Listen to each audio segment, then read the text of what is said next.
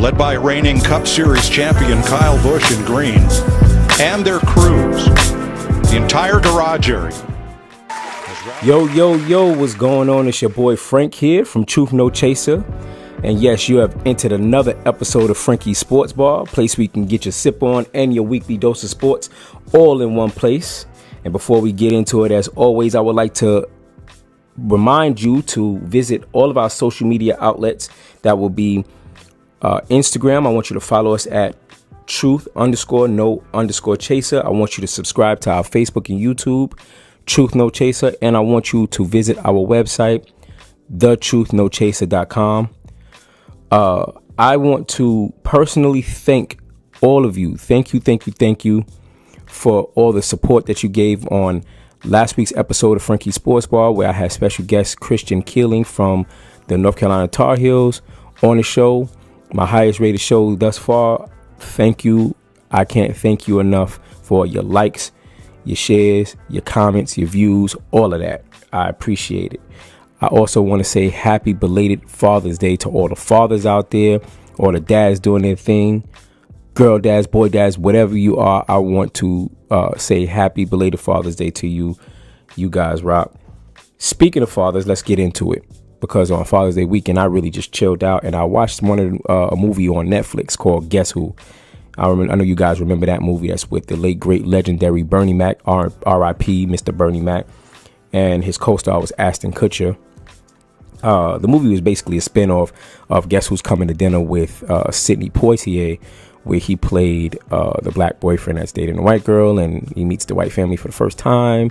And this is basically in reverse. Ashton Kutcher plays a white boyfriend that's dating the black girlfriend. Her name is Zoe Saldana. The actress, plays a black girlfriend, and he's meeting the black family for the first time. Okay, so the reason why I mention it is because there's a scene in there that's very relevant right now.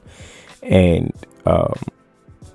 Ashton Kutcher is doing the proverbial trying to impress the dad situation, right? Where he begins to lie to him about what it is he does for a living. He tells him that he's a pit driver for NASCAR. Now, unbeknownst to him, Bernie Mac is probably the biggest NASCAR fan that he will ever meet in his life, right? But he doesn't know this. So Zoe Saldana, he knows he's lying through his teeth, but he just lets him go ahead and play out the lie. But Zoe Saldana, she tells him in the kitchen, she's like, yo, my dad is the biggest NASCAR fan. Like, why would you feel the need to lie about that? That he knows that you're lying.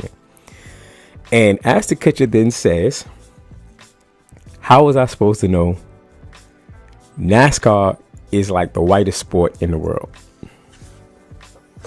So you know where I'm going with this, right? Because today's show, I'm highlighting my man, Bubba Wallace. Bubba Wallace, he's been pretty much a martyr these last couple of weeks, man. And if you're asking who's Bubba Wallace, well, Bubba Wallace is a NASCAR driver. He drives for Richard Petty Motorsports crew. He's NASCAR's Top Flight Series only African-American racer. And you might have heard the story already, but just to refresh your memory, he's took the lead in organizing the banning of the Confederate flag from all the sports facilities. And why is that important? Well, it's a moot point that a large part of the audience is not black. It's not, NASCAR is not big in the black community. But the reason why, there's many reasons why we might disassociate ourselves from the sport. And part of the reason is for what Sir Ashton Kutcher said in the movie Guess Who? It's the whitest sport in the world, and the demographic and the energy that it brings is not very inviting for people of color, and it stems from things like the waving of Confederate flags over their arenas, or raceways, I should say. And for those that don't understand the dynamic behind what the Confederate flag represents for us as African Americans, it's the ultimate stay out or get out sign. It's very, you're not welcome here, and I read a meme that compared the Confederate flag. It said, if you understand what the swastika means to Jews, then you will understand with a Confederate flag, you should understand what the Confederate flag means to black people. And I think that's a fair comparison. It's very similar, you know.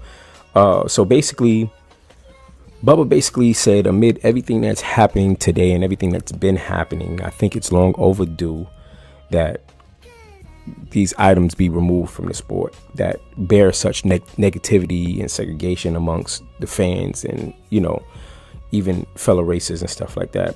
So my best friend Justin, shout out to my man Justin, man, he said it best, man. Bubba Wallace might have accomplished more change and in such a timely fashion than any other athlete over the last 40 years. And it's big, in such a white male dominated sport. This is huge, man. And it kind of sparked the removal of a lot of other racially toned artifacts around the nation, and images and things of that nature. So shout out to Bubba Wallace for because NASCAR isn't considered one of the 4 major sports in North America.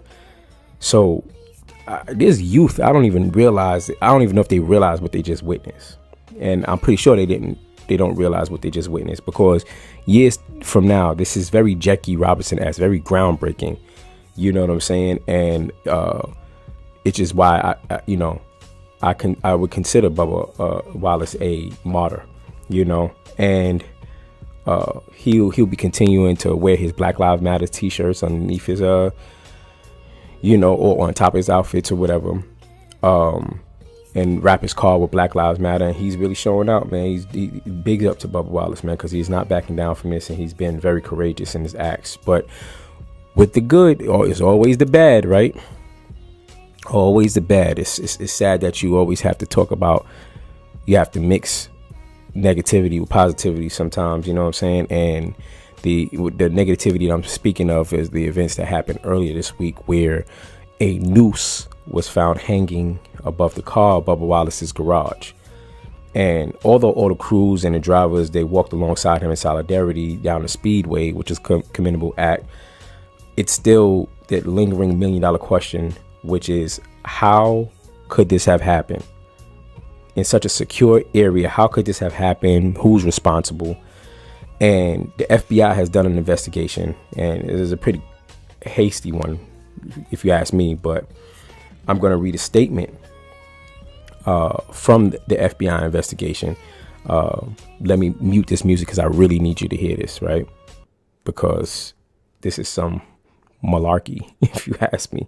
But this is a joint statement from U.S. Attorney J.E. Town and FBI Special Agent in charge Johnny Sharp Jr. in regards to the noose that was found in Wallace's garage at Talladega Superspeedway.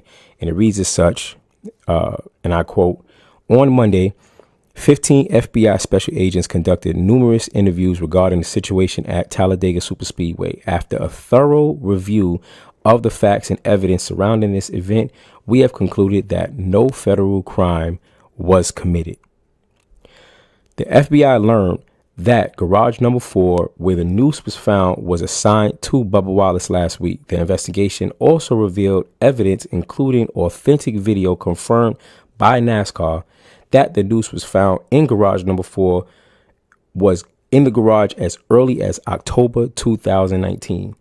Although the noose is now known to have been in garage number 4 since 2019, nobody could have known Mr. Wallace would be assigned to garage number 4 last week," end quote. So basically what they're telling us is that that noose has been there for almost a year, and we can't consider it a crime because we can't prove there's any malicious intent, because we can't prove that it was intended for Mr. Bubba Wallace. So therefore, we're in the investigation because we are lacking evidence. Well, we don't believe you. You need more people. Word.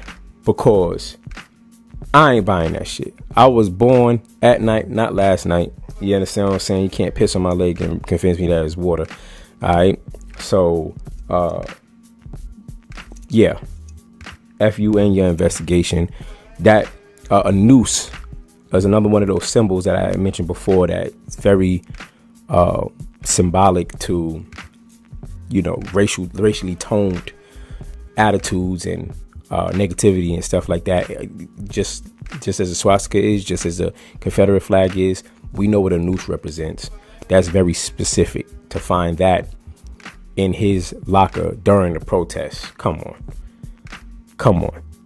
You're gonna have to come up with something better than what I've been there since October 2019. And if that is the fact that it was there since October 2019, then I'm not J. Edgar Hoover or any kind of like detective or anything like that to do the investigations. However, I think we might need to find out who owned garage number 4, who occupied garage number 4 in October 2019.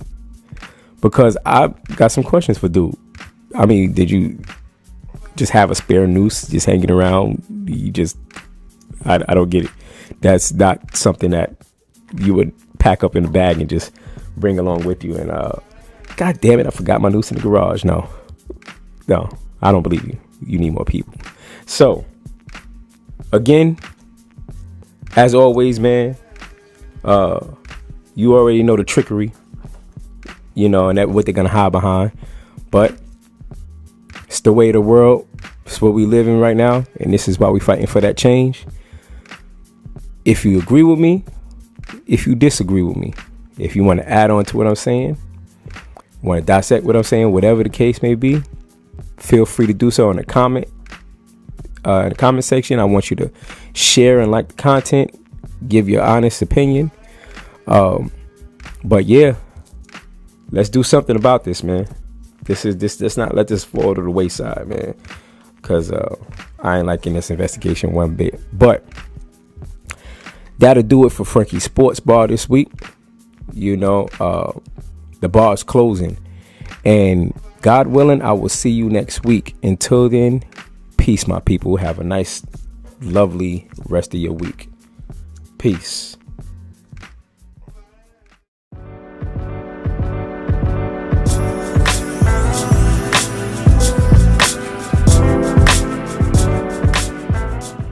Truth. No chaser.